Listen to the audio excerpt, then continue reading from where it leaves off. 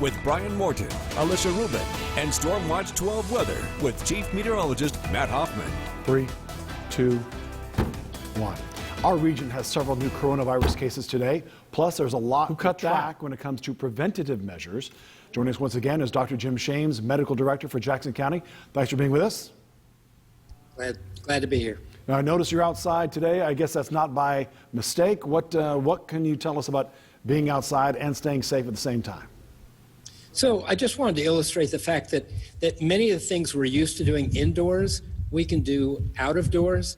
And there's increasing evidence that when you're outside, certainly if you're unmasked, close to other people, talking, that you greatly reduce the likelihood of transmitting and receiving COVID. So I wanted to illustrate that I could do an interview outdoors and that people should rethink parties, gatherings, meetings, greetings, and trying while the weather is good to do them out of doors to reduce the risk of catching COVID in the process.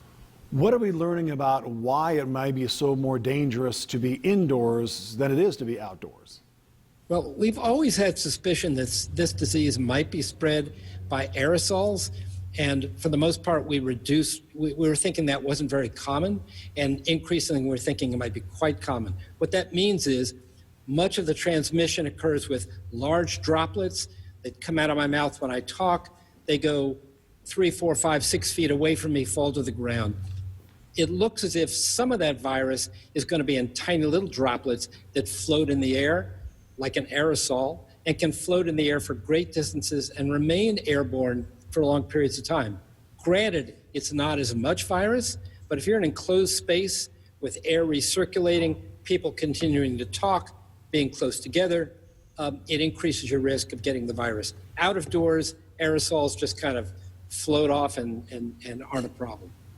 Well, OSHA today made some announcements about Josephine County bars and restaurants not necessarily being in compliance with the mask ordinance. What kind of a risk does something like that pose for people in Jackson County?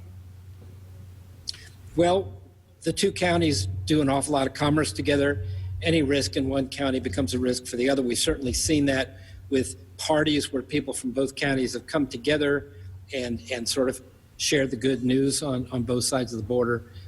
It's of concern. It's of concern when it happens anywhere.